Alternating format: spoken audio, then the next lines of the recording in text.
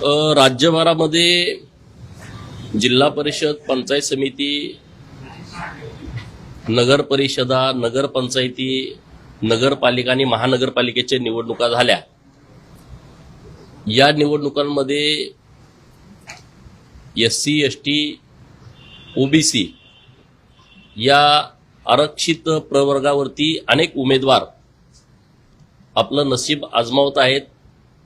संविधानानं दिलेल्या अधिकारामुळे सर्वसामान्य घटकातील उपेक्षित समाजातील अनेक उमेदवार हे त्या आरक्षण प्रवर्गातून स्थानिक स्वराज्य संस्थेमध्ये निवडून जात असतात।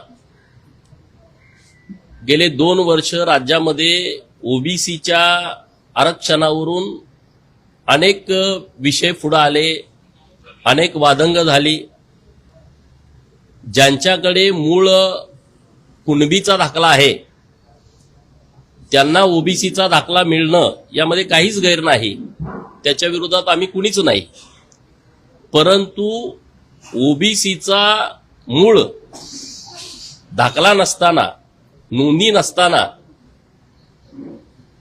चुकीच्या पद्धतीनं बनावटगिरी करून जर कुणी ह्या निवडणुका लढवत असेल, निवडून येत असेल, तर हे अत्यंत चुकीचं आहे। याच्या संदर्भातला एक विषय मी आपल्या माध्यमातून सरकारच्याही समोर आणणार आहे। सांगली जिल्हा परिषदमध्ये आटपाडी तालुक्यातून दिगंची जिल्हा परिषद गटातून पृथ्वीराज तानाजी पाटील नावाचा एक उमेदवार जो मराठा आहे, कुणबी दाखल्यावरती उभा होता आणि निवडून आलेला आहे। आता या विषयीचा माझा आक्षेप आहे।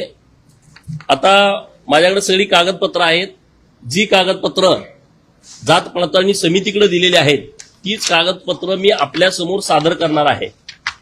या प्रकरणामध्ये पृथ्वीराज तानाजी पाटील यांचे वडील तानाजी भगवान पाटील, तानाजीचे वडील भगवान बाळू पाटील आणि जे बाळू पाटील आहेत त्यांचा दाखला यांनी मैताचा पुरावा म्हणून जोडलेला आहे आणि त्या मैतामध्ये कुणबी अशी नोंद केलेली आहे मैताच्या दाखल्यामध्ये। तर मैताचा जो दाखला आहे त्यामध्ये काय म्हटलंय, 1877 ला बाळू पाटील यांचा वयाच्या 25व्या वर्षी मृत्यू झालेला आहे आणि तो तापानं झालेला आहे, त्यामध्ये त्यांनी नोंद केली। आता 1877 ला मृत्यू झाला, त्याच्यानंतर हा कुणाचा, जो उमेदवार आहे त्याच्या पंजोबाचा, त्याच्या आजोबाचा मृत्यू कितीला झाला, 1/5/2009 ला। म्हणजे 1877 ला पंजोबा त्यांचा मृत्यू झाला आणि आजोबाचा मृत्यू कधी झाला, 2009 ला। म्हणजे आजोबा जगला किती, 132 वर्ष। म्हणजे समजा 77 ला झाला असेल तर तो जर 75 ला झाला असेल तर 134 वर्ष तो जन्मला। आता त्याच्या बापाचा जन्म कितीचा आहे, तानाजी पाटलाचा, तानाजी पाटलाच्या जन्माचा दाखला इथं जोडलेला आहे। तो दाखला आहे 12/5/73 म्हणजे 12/5/73 ला ह्याचा जन्म झाला तर तानाजीच्या बापाचं वय आहे तेव्हा 98 वर्ष। आता मला हा कुठला असा पुरुष आहे की ज्याला 98व्या वर्षी पोरग जन्माला येत आहे, त्याच्यानंतर पण काही बहिणी आहेत त्याच्या, म्हणजे 100व्या वर्षी पण जन्माला आलेले आहेत। मुळामध्ये भगवान पाटील हा 75 ते 80 वयाचा असताना मेलाय। असं असताना 100व्या वर्षी पोरगा जन्माला आला, त्याचा बाप 132 वर्ष जगला, अशी खोटी कागदपत्र सरकारकडे जात पडताळणी समितीकडे सादर केलेले आहेत आणि तो दाखला काढलेला आहे। आता हे सगळे पुरावे मी घेऊन तुमच्याकडे आलोय, मी याची PDF फाईल तुम्हाला देतो। माझं म्हणणं आहे की जात पडताळणी समितीनं अशी कोणती कागदपत्र तपासली की ज्या आधारे यांना जातीचा दाखला दिला, जात प्रमाणपत्र दिलं। माझा आक्षेप आहे जात पडताळणी समितीवर. त्यांनी आमच्या उमेदवाराला निरोप पण दिला पडलेल्या की तुम्ही जर मला 30 लाख रुपये दिले तर मी आज हा दाखला रद्द करून टाकतो. आमच्या उमेदवारांनी स्पष्ट सांगितलं आम्ही काही पैसे देऊ शकत नाही. व्हॅलिडिटी कास्ट सर्टिफिकेट तर आधीच दिलं होतं, कास्ट व्हॅलिडिटी. आता माझ्या प्रमुख मागण्या काय आहेत? तात्काळ सुमोटो पृथ्वीराज तानाजी पाटील याच्यावरती 420 प्रमाणे गुन्हा दाखल झाला पाहिजे. कारण 132 वर्ष वय त्याच्या आजोबाचं दाखवलंय, ते सत्य नाही आहे. ते 70 ते 75, मी आता जन्माला दाखला मागितला 75, मी सगळ्या लोकांना विचारलं 75 पेक्षा त्यांचं जास्त आयुमान नाही. नंबर 1. नंबर 2, तानाजी पाटलाचा म्हणजे पृथ्वीराजच्या बापाचा जन्म त्याच्या आजोबाच्या 98व्या वर्षी झालाय.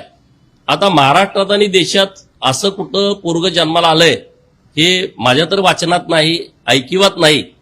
तर याच्याबद्दलची सगळी पडताळणी व्यवस्थितपणे झाली पाहिजे. म्हणून हे जे सगळं दिसतंय नैसर्गिकरित्या अत्यंत चुकीचं, त्यामुळं पोलिसांनी आजच्या आज तात्काळ आटपाडी पोलीस स्टेशनमध्ये 420 प्रमाणे गुन्हा दाखल केला पाहिजे. जर त्यांनी आज सुमोटो गुन्हा नाही दाखल केला तर येत्या 1-2 दिवसामध्ये हजारो कार्यकर्ते पोलीस स्टेशनच्या दारात बसतील आणि त्यांनी हा 420चा गुन्हा दाखल करावा. नंबर 1. नंबर 2, जात पडताळणी समिती जी सांगलीची आहे त्यांच्यावरती फौजदारी गुन्हा दाखल केला पाहिजे, त्यांची पूर्णपणे चौकशी केली पाहिजे आणि दिलेलं सर्टिफिकेट रद्द केलं पाहिजे. आता हे म्हणतील की हायकोर्टात जाण्याची आवश्यकता आहे. धनगड आणि धनगरांच्या बाबतीमध्ये जे दाखले संभाजीनगरला काढले होते, ज्या जात पडताळणी समितींनी त्यांना व्हॅलिडिटी दिली होती, सरकारनं आदेश केल्याच्या नंतर त्याच जात पडताळणी समितीनं हे सगळे दाखले रद्द केलेले आहेत. तशा पद्धतीनं हा दाखला रद्द करावा आणि त्याच्यावरती फौजदारी गुन्हे दाखल करून जिल्हा परिषदचं सदस्यपद रद्द करण्यात यावं, ही माझी मागणी आपल्या माध्यमातून सरकारकडे आहे.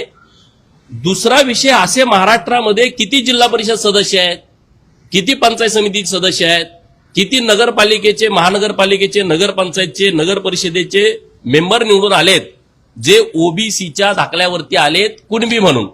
त्या सर्वांची चौकशी झाली पाहिजे की त्यामध्ये अशी किती लोकांनी बनावटगिरी केलेली आहे, ही माझी प्रमुख मागणी सरकारकडे आहे.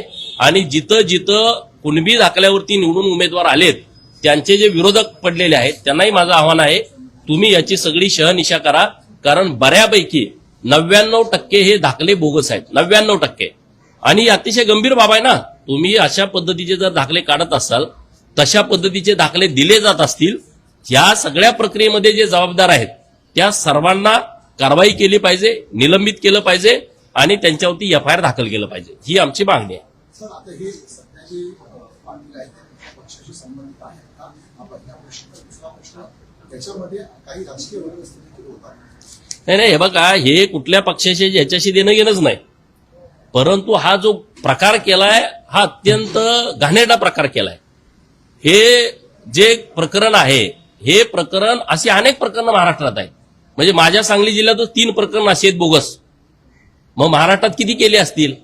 म्हणजे तुम्ही जे सामान्य ओबीसी आहेत त्यांच्या आरक्षणाचा तुम्ही गळा घोटताय, हे कृतीतून सिद्ध झालंय, हे सगळं पुराव्यानिशी सिद्ध झालंय. आणि हे कागदपत्र काय आम्ही आणलेली नाहीत, ही कागदपत्र माहितीच्या अधिकाराखाली म्हणजे नक्कल मागितली होती, ही नक्कल दिलेली आहे जात पडताळणी समितीनं. आमची कुठलीही कागदपत्र ही नाहीत, ही जात पडताळणी समितीकडे दिलेली ही सर्व कागदपत्र आहेत. त्या कागदपत्राचा हा बंच आहे. ते आहेत शिवसेना गटाचे, पण ते आता महायुतीच्या सोबत नाहीत.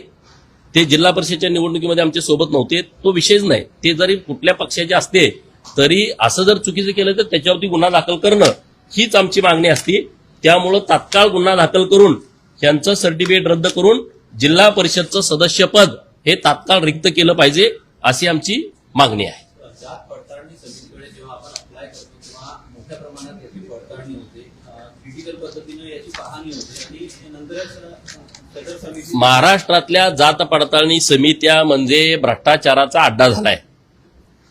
महाराष्ट्रातल्या जात पडताळण्या समित्या या भ्रष्टाचाराचा अड्डा आहे. 5 लाखापासून 25 लाखापर्यंत, 30 लाखापर्यंत. नोकरीच्या लोकांना विचारा तुम्ही किती पैसे घेतात जात पडताळणी द्यायला.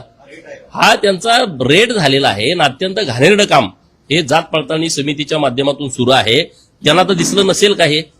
बरं, भगवान पाटलाचा तुम्ही मृत्यूचा दाखला जोडताय, जन्माचा दाखला कुठे गेला? तुमच्याकडं 1877चा बाळू पाटलाचा मृत्यूचा दाखला आहे आणि मग त्याच्या पोराच्या जन्माचा दाखला नसेल? हे सगळं बघितलं पाहिजे ना तुम्ही.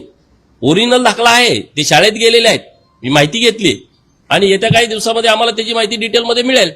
पण हे काम जात पडताळणी समितीचं होतं, तिथल्या अधिकारी महसूलच्या अधिकाऱ्यांचं होतं. जातीचं प्रमाणपत्र देताना का नाही याची शहनिशा केली? बरं, तुम्हाला माहित आहे जिल्हा परिषदेची निवडणूक लढवणार आहेत, स्थानिक स्वराज संस्थेमध्ये निवडणूक लढवणार आहेत, हा दाखला त्यासाठी पाहिजे. असं असताना हे कोण कोण आहे याची सगळी चौकशी झाली पाहिजे. सर, याला जोडून एक वेगळा प्रश्न विचारतो, कारण काल सोमवारी जवळपास 769 GR इथे निघालेले आहेत. आधी शनिवार रविवारी सुट्टीच्या दिवशी देखील 200+ GR निघालेले होते. वर्षामध्ये एक शासन निर्णय घेण्यासाठी लोकांना प्रतीक्षा करावी लागते. मात्र मार्च एंडिंग आल्यावरती अशा प्रकारे 3 दिवसामध्येच 650 अधिक GR निघतात. लाल परीचा हा कारभार संशयास्पद वाटतो का? नाही, आता ह्याच्याबद्दलची माहिती मला आता तुमच्याकडून मिळाली. मी सविस्तर माहिती घेतो की 1-2 दिवसातच इतके GR कसं काय निघते. याच्यापेक्षा माझ्यापेक्षा मान्य अधिकृतपणे आमचे वरिष्ठ लोक या विषयावरती बोलतात. शासकीय अधिकारी मार्चमध्ये ऍक्शन मोडवर येताना पाहायला मिळतात का नाही? ते नेहमीच आहे. ते गतिमान सरकार पाहायला मिळत आहे. 31 तारखेच्या अगोदर हे सगळी लोक जरा ऍक्टिव्ह होतात. तर दुसरा एक वेगळा प्रश्न होता. सध्या गॅस पुरवठ्यावरतून अनेक राजकारण तापलेलं आहे. मंत्री मुरलीधर मोहोळ यांनी जैन मंदिरांसहित जी हनुमान जयंती आणि वेगवेगळी साजरी करणार, बघा, हे राजकारण आहे. कारण त्यांनी असं सांगितलं होतं की ज्यांना ज्यांना भंडाऱ्यासाठी अशा प्रकारे गॅस पुरवठ्याची आवश्यकता असेल त्यांनी माझा संपर्क साधावा. त्याला कुठेतरी ठाकरेगड आणि मनसेने विरोध केला होता. मात्र सुप्रिया सुळेने देखील आज ट्विट केले, एप्रिल-मे महिन्यामध्ये मोठ्या प्रमाणात धार्मिक कार्यक्रम होतात, त्यामुळे शासनाने गॅस पुरवठा करावा, अशा प्रकारे मदत करावी. माननीय मंगल प्रभात लोढा साहेबांनी जैन समाजाचे कार्यक्रम असतील किंवा हनुमान जयंती असेल किंवा अन्य रामनवमीचे कार्यक्रम असतील, सर्व ठिकाणी जिथं धार्मिक कार्यक्रम होतात तिथं मोठ्या प्रमाणामध्ये गॅसची उपलब्ध करून देणं सरकारची जबाबदारी आहे. त्यात काही नवीन आहे अशातला भाग नाही. आणि त्यामुळे आता सगळीकडेच यात्रा सुरू आहे. गावगाड्यामध्ये आता मी जतला आहे, रोज एका गावात यात्रा सुरू आहे. आता पूर्वीची पद्धत बंद झाली, ते लाकडं आणायची, चुली करायच्या, त्याच्यावरती स्वयंपाक करायचा. आता ते आचारी लोक त्यांच्याकडे सगळ्यांना गॅसच असतात आणि त्यामुळं त्यामध्ये अशा सगळ्या धार्मिक कार्यक्रमाच्या संदर्भात गॅस उपलब्ध करून द्यायलाच पाहिजेत. आपलं सरकार करून देतंय आणि गॅसच्या तुटवड्याच्या संदर्भात सुद्धा जी लोक अफवा उठवत आहेत त्यांनाही कडक भाषेमध्ये सरकारने सूचना दिलेल्या आहेत. ठाकरे विरोध करत असताना सुप्रिया सुळे मात्र आता समर्थन करताना महायुतीच्या निर्णयाचं समर्थन होतं. नाही, महायुतीच्या निर्णयापेक्षा ते देवाचं समर्थन करते, ह्याचं तुम्ही कौतुक करा ना. कारण काय नाही, महायुतीपेक्षा, निर्णयाचं स्वागत केलं. कारण देवाशिवाय आता पर्यायच नाही ना. मंत्र तंत्र केल्याशिवाय काय पर्यायच नाही. हे सुद्धा आता पुरोगामी राष्ट्रवादीच्या लक्षात आलेलं दिसतंय. मग चांगला, हे उलट कौतुकास्पद आहे. सुप्रियाताईंनी हे जे स्टेटमेंट केलंय देवाधर्मासाठी त्याचं कौतुक आहे. आता त्यांना जी मतं दिली त्यांनी विचार करण्याची आवश्यकता. लाडक्या बहिणीचा अनुषंगाने प्रश्न आहे. आता केवायसीची प्रक्रिया 30-31 मार्चपर्यंत झाली.